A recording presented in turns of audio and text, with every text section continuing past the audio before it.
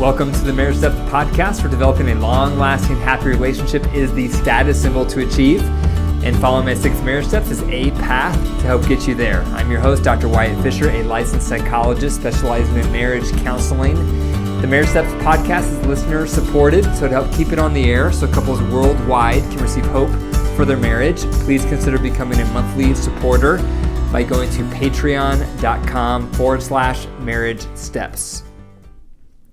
A quick announcement, on my site, I've been working hard at developing marriage tools. I've been working with couples for years on these marriage tools, and so I finally committed them to video.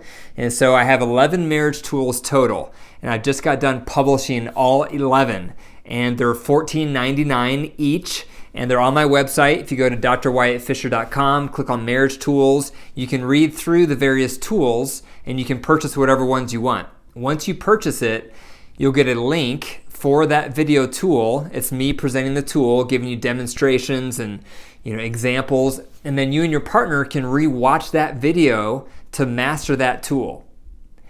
And so these tools are huge. I'm really big on marriage tools. We need tools to fix things.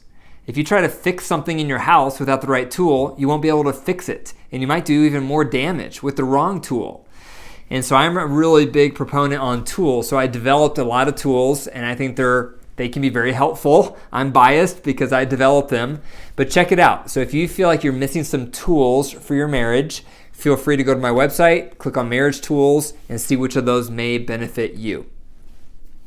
The marriage tip of the day is be a unified front with your in-laws. A unified front with your partner, with your in-laws. So what that means is when you get married, two become one. And at that point, if your parent insults your partner, it's an insult to you. And you need to view it that way, because the trap a lot of people fall into is if their parent insults their partner, they defend their parent. And they try to convince their partner how their partner shouldn't take it so personal, or how their parent really didn't mean it that way.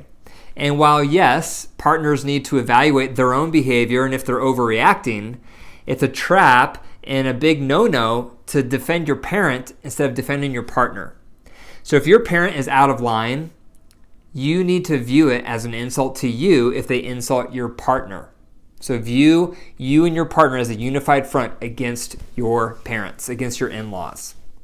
The marriage joke of the day is I thought I would surprise my wife by replacing our bed with a trampoline.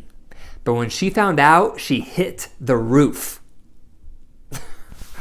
Okay, so today, every Thursday, what I'm trying to start doing here is have a Ask the Shrink hour. And so on Facebook, I post on my Facebook page, what questions do you have about marriage? And I get some great questions. So today was that day, so I posted on my Facebook page, what marriage questions do you have? And so here's some of the questions that came in, and I want to respond to it in case some of you have similar questions. So here's the first one. How do I build back trust? Trust is such a fragile thing. It's so hard to build and easy to break. So if your partner has broken your trust, you don't want to automatically trust them again. That would be unwise. They need to earn back your trust slowly. And as they prove themselves to be trustworthy, you give them a little more trust.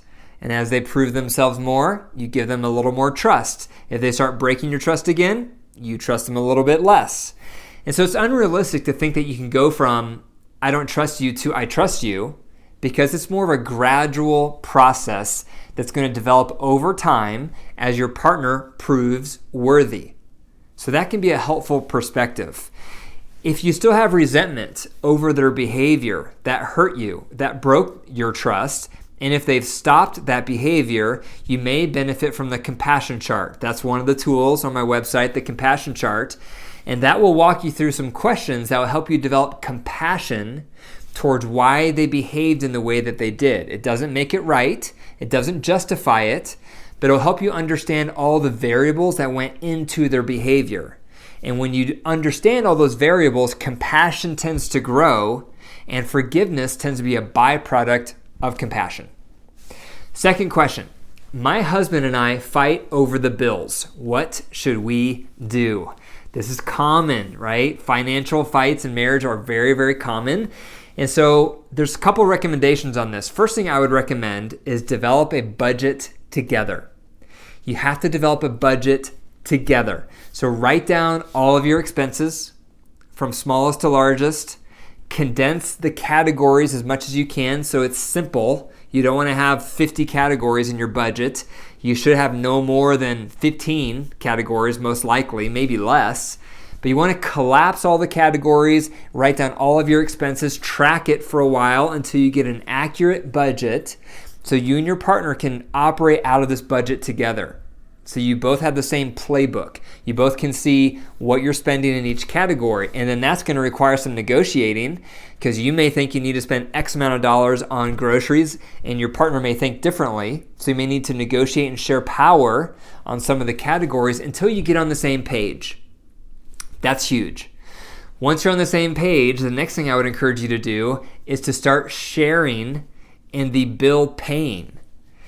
If one of you is the only one in charge of the bills, most likely you're going to be the one feeling most of the financial pressure, the stressors, looking at your budget, seeing if you're over budget, under budget. That needs to be more of a shared experience. So ideally, you could share in the budgeting and the bill paying.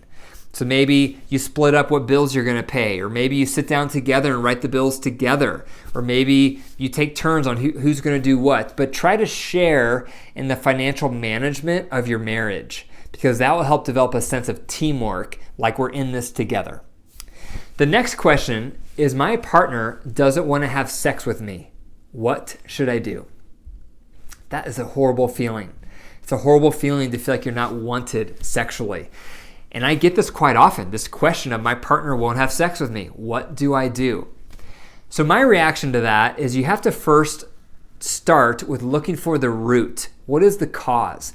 What's making them not want to have sex with you? It could be a variety of things. It could be they're hooked on pornography. It could be they have erectile dysfunction. It could be they're going through a really stressful time in their life and their libido's in the tank. It could be they're depressed and so their libido's in the tank. It could be, they're going through a life transition, and so it's just not on their mind right now. It could be because of emotional distance in your relationship, so they don't feel very connected, so it's hard for them to be physical. And the list can go on and on. So the first step is you want to understand the why. And so if you haven't already, sit down with your partner and try to uncover all the possible reasons, there might be more than one, why their interest in sex has gone down. Perhaps they don't enjoy what you do sexually together. Perhaps you're doing some things that's a turnoff. Who knows? So you have to start there. And then the next thing I would do, once you figure out the why, that's going to influence the what on how can we bring this back? How can we bring back sexual intimacy, which is such a huge part of having a happy, fulfilling relationship. And I would recommend the wedding cake model tool.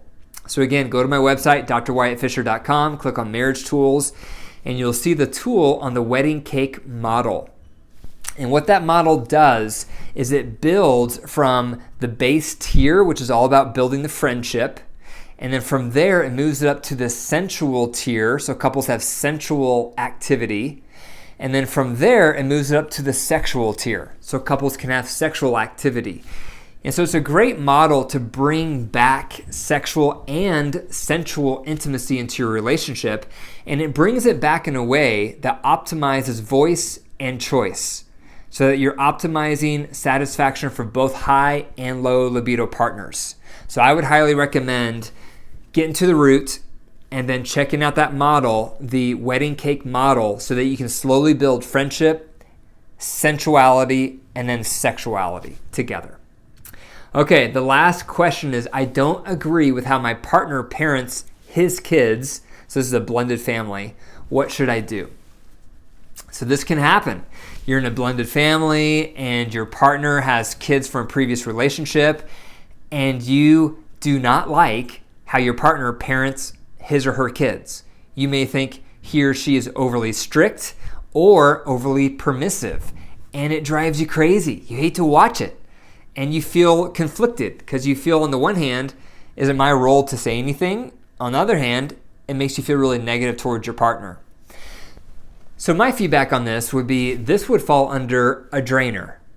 So that's the love bucket tool that we all need, the love bucket tool. The love bucket basically lists out your top 3 fillers you need to feel loved and satisfied, and the top 3 drainers your partner does that makes you feel negative towards them. And how your partner parents is a common drainer, even if it's your biological kids you have together. But how your partner parents, if you don't like it, if you think it's overly strict or overly permissive, that's a drainer. And so that's valid. It makes sense that you would feel that way. You have every right to bring that up and talk about it. However, if it's your stepchildren, you don't necessarily have the right to intervene and correct your partner in front of his or her kids, or take over and start parenting those kids yourself. I would not do that, because then you're going to be overstepping your boundaries. But there is a time and place to pull your partner to the side and say, hey, look, your kids are coming over this weekend.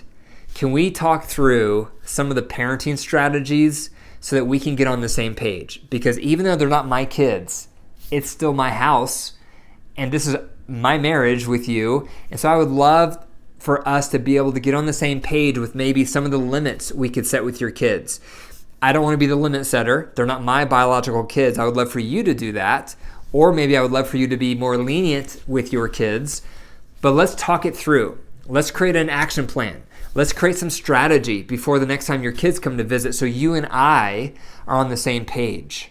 And hopefully your partner is teachable and receptive and open so that you guys can negotiate those variables and negotiate some win-wins so you're a unified front when those kids come.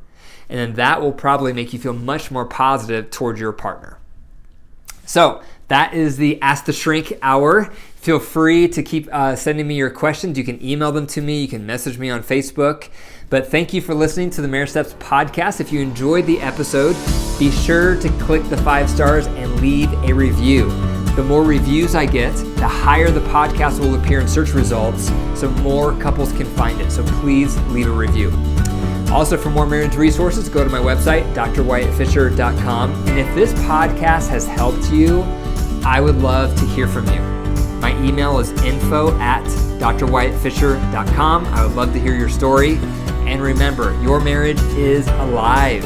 If you care for it, it will grow. But if you neglect it, it will die. The choice is up to you. Take care.